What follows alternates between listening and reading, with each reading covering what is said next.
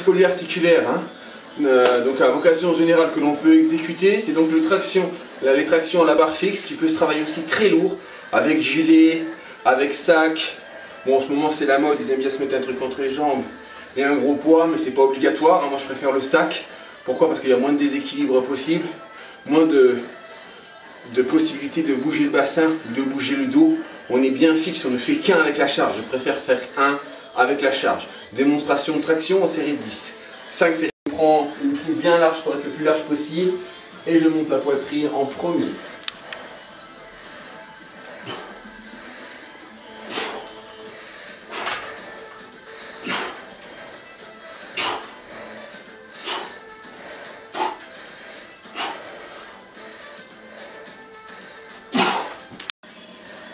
Alors bon, là, la barre glisse, problème de préhension, j'augmente la surface de préhension avec les gants. Donc vous avez deux solutions quand c'est comme ça, c'est ou prendre la magnésie, d'accord, ou prendre des gants. Vous avez deux types de gants, les gants avec sangle autour du poignet qui protègent les poignets, les gants sans. Moi dans l'ordre chronologique, je préfère en 1 la magnésie, c'est là que j'ai la meilleure prise. En 2, les gants avec la rubber band pour protéger l'articulation, je suis beaucoup plus fixe dans mes prises et plus fort. Puis en 3, les petits gants de fitness qui sont juste avant les gants pour faire du vélo. Alors si vous voulez, là on est toujours en mode remise en forme, d'accord?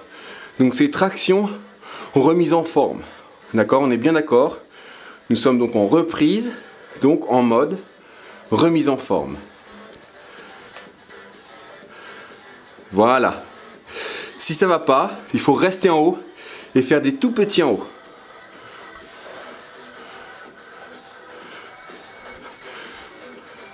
Le plus important, tirez les épaules en arrière.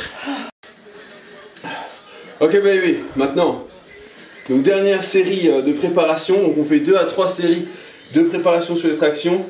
Ensuite on choisit sa voie.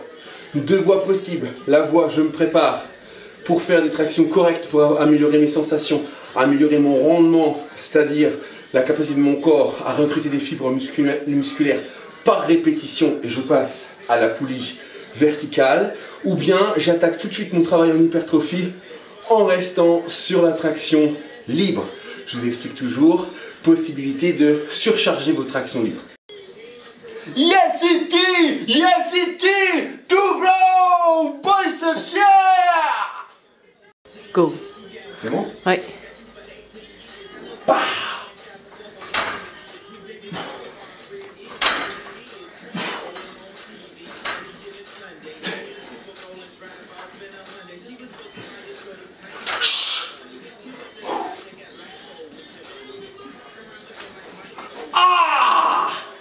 Yeah! Come on, baby! Come on! Come on, grow up! I come on to grow up, yeah, baby! Come on! Come on, Maud! Come on! Yeah, baby! Rose back! Oh, yeah! Go! Ok. Donc maintenant, j'utilise la bouteille d'eau que vous voyez aussi avec Fredo sur les émissions. Mais pourquoi? Pas pour le fameux biceps, ni mes triceps, ni mon dos. J'utilise ma bouteille d'eau pour prendre du poids. C'est simple, il suffit de faire ça.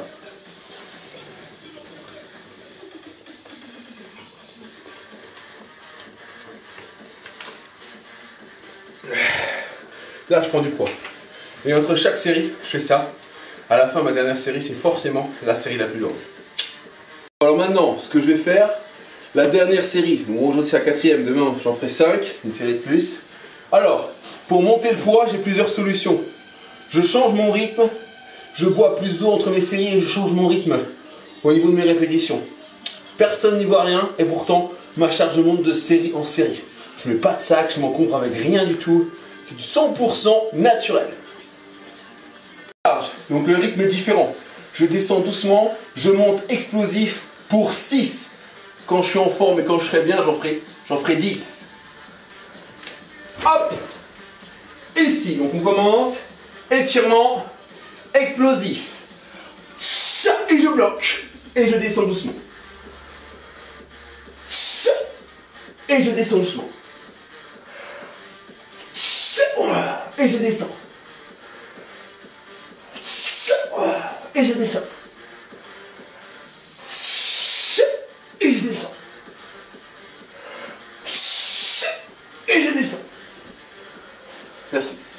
Alors bien souvent pour le mouvement de tirage à la poulie haute, on utilise ceci, on utilise une ceinture, d'accord? On place souvent le derrière devant pour bien protéger le dos, on utilise la ceinture et on la serre bien pour éviter l'hypercambrure dans le bas du dos, mais moi je préfère qu'on travaille sur l'expiration en travaillant sa sangle abdominale à la place. Alors bien évidemment ce n'est pas possible à chaque fois, donc dès que vous allez mettre des charges lourdes, il vaut mieux quand même mettre la ceinture quand vous n'êtes pas habitué, ou si vous sentez que vous n'avez pas une sangle abdominale suffisamment forte et solide pour vous protéger le bas du dos.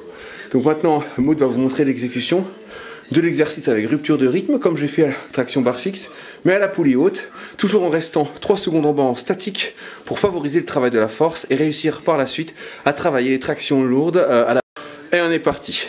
Et elle remonte doucement, tout doucement, rapide, poum! Stop, 3, 2, 1, tout doucement. Plus vite, poum! 3, 2, 1, tout doucement. Rapide, poum! Jusqu'à 12, hein, répétition. Et on y va. Poum! Et on bloque bien la barre sur la poitrine et on remonte. Et poum! Voilà. Encore. Allez, come on baby, come on! Yeah baby, come on, grow up, I command you to grow up baby, grow up, come on, yeah baby! Alright! Yeah, Maud, you are the best! Alright! Alright, baby, come on! Check it out, baby! Oh, yeah, baby, come on! Sexy, baby, love you! Yeah. Ok, les petits loups, donc vous avez vu qu'on a fait donc, un travail général au départ en tirant la barre ici, d'accord, dans notre cadre de la remise en forme. Ensuite, on est arrivé sur un travail un peu plus cul-de-jatte. Donc le travail cul-de-jatte, c'est sans les jambes. On a fait le travail cul-de-jatte. Traction à la barre fixe ou bien assis, c'est pareil, on n'utilise pas les jambes. Normalement, s'il faut vous retirer le boudin pour ne pas solliciter les jambes sur la traction, puisque c'est un travail pas de cuisse, mais bien de buste. Donc on est sur cette partie-là, voire sur cette partie-là avec un travail de la nuque. Donc sur l'entraînement cul-de-jatte, c'est très important, puisqu'on n'utilise pas tout en même temps sur les exercices qui sont vraiment, qui commencent à être localisés, qui sont entre les deux, entre le localisé et le travail général polyarticulaire. Donc quand c'est comme ça, il faut toujours travailler l'agoniste avec l'antagoniste, parce qu'il manque une partie du corps à travailler. Donc là, nous avions un travail de traction, d'accord? Donc au niveau des tractions, il y a un gros travail, bien évidemment, sur les épaules et sur le dos. Donc maintenant, on a travaillé deltoïdes postérieurs dorsaux. Donc on équilibre l'articulation de l'épaule en travaillant les pectoraux et les deltoïdes antérieurs en développé couché. Toujours pareil, sans l'utilisation des cuisses. Alors deux choses.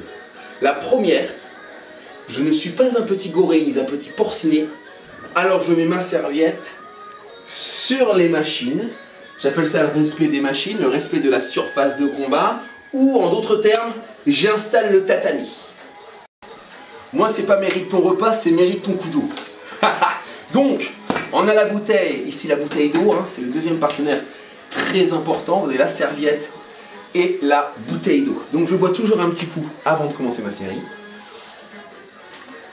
Il manque pour les tractions parce que là, ça sert à rien de prendre plus de poids, bien évidemment, puisque je suis hors gravité. Et ensuite, je m'installe, hop, et c'est parti. C'est bon? Ok, bon, là, je me place en position de développé couché. Alors là, qui vous disent, oui, vous travaillez plus haut, plus bas, etc. Vous voulez travailler l'ensemble du pectoral, vous mettez la barre au centre de la poitrine. Vous voulez localiser comme les filles, par exemple, sur le soutien-gorge naturel, sur la partie supérieure des pectoraux.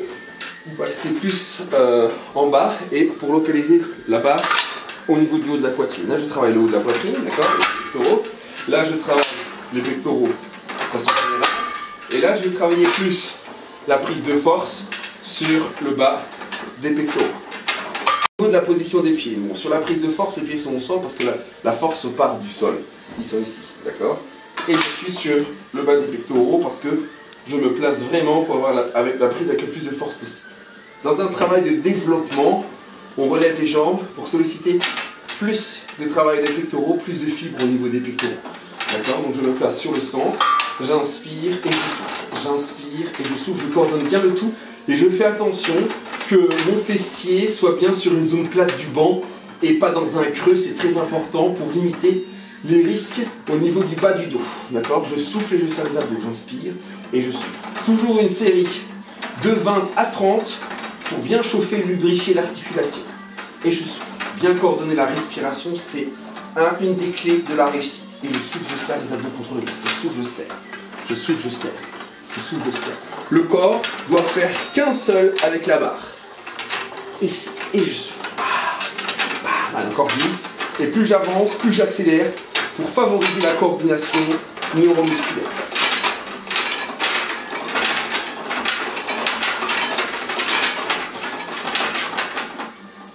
Tout est coordonné, respiration, mouvement, pression.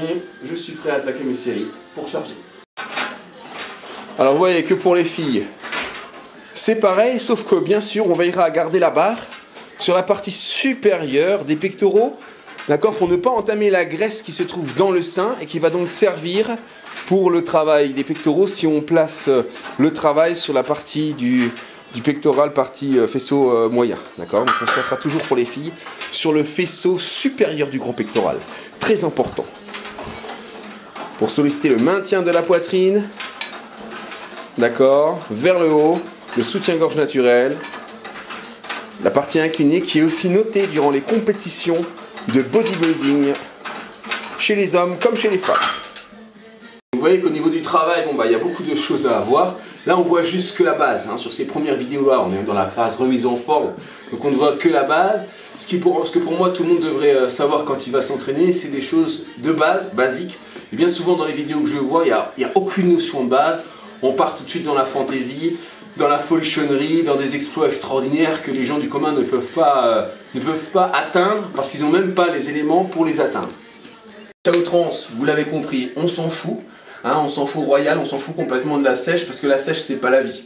La vie c'est le mouvement, la vie c'est la performance, la vie c'est la réussite sportive et il n'y a pas besoin de faire 3% de matière grasse pour être champion olympique. Je m'hydrate entre les séries et je vous rappelle une chose, c'est que même si sur votre corps on voit pas les abdominaux, on voit pas les bras, on voit pas les muscles, tous les muscles sont là, d'accord? Sinon vous seriez handicapé. Progressif. Une fois que j'ai bien appris que je me suis échauffé, je pars sur une série de 20, je fais 3 séries de 20. Et la dernière série, je contrôle mon rythme. Bien sûr, sans verrouiller les coudes. Vous verrouillez les coudes uniquement le jour ou pendant la compétition de powerlifting parce que c'est le geste qui compte, la technique qui compte. Mais jamais à l'entraînement. Parce qu'à l'entraînement, vous allez faire des centaines et des centaines de répétitions, des centaines de répétitions sur des articulations verrouillées. C'est la mort de l'articulation et l'usure prématurée de toutes vos articulations. Vous ne pouvez pas faire une carrière si vous verrouillez vos articulations. Allez, on y va après les fêtes, c'est le moment. C'est parti.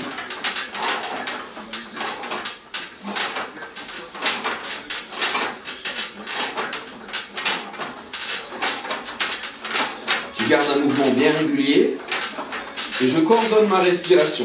Vous pouvez faire de même quand vous faites des cours collectifs. Pensez bien à coordonner votre respiration de là par tous les mouvements, même pour votre quotidien. Et je serre les abdos.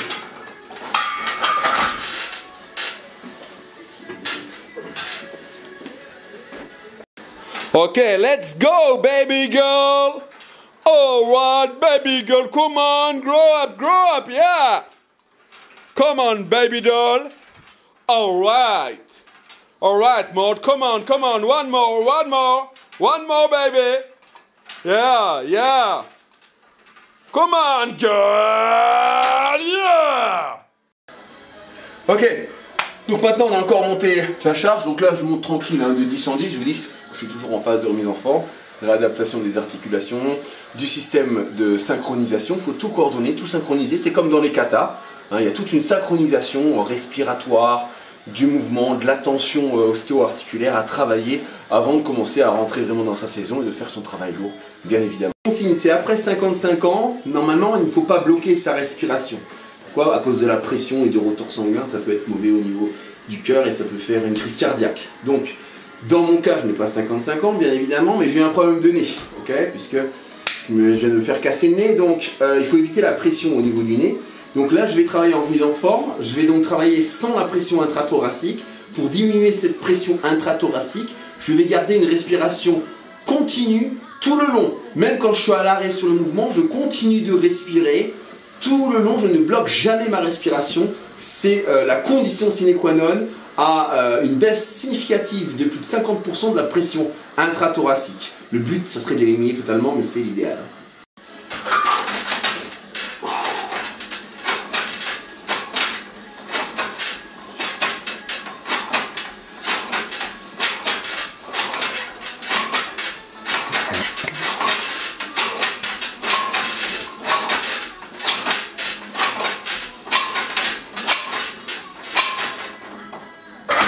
Voilà, petite accélération. Alors là, on pense toujours à la respiration, coordination, respiration, mouvement, très important. De là va venir la résistance tendino-articulaire, parce que quand on est bien coordonné sur la respiration, sur le mouvement, on va plus loin dans les séries. Et quand on va plus loin avec des séries, des charges modérées, on va donc davantage renforcer ses articulations à travers sa musculature. C'est la base. Donc est-ce que mon but là, c'est mettre le plus lourd possible? Non. Est-ce que mon but là, c'est impressionner toute la galerie? Non. Quel est mon but? Eh bien mon but est simple. Mon but est synchroniser et coordonner mon corps. Mon corps, avant de commencer la musculation, ne doit plus faire qu'un avec mon exercice et mieux que ça, avec la charge que je soulève. Sinon, je peux arrêter ma carrière naturelle tout de suite. Coordination, baisse de la pression intrathoracique avec la respiration. En aucun cas jusqu'à présent, tant que je suis en remise en forme, je ne bloque ma respiration. Au niveau des prises, si vous prenez une prise serrée, vous allez vous rapprocher de la partie sternale du grand pectoral au centre et vous allez localiser le travail sur les triceps. Vous prenez une prise moyenne, vous allez être sur un travail général de toute la ceinture scapulaire en haut. Et une prise très large, vous allez localiser le travail sur l'attache de l'épaule et du grand pectoral, ce qui va être noté dans les compétitions de bodybuilding. Là, je prends une prise moyenne car je suis en rééducation, en quelque sorte en remise en forme, en reprise. Donc, je prends une prise moyenne pour avoir une bonne prise et pour bien renforcer mes épaules. Et toujours la respiration.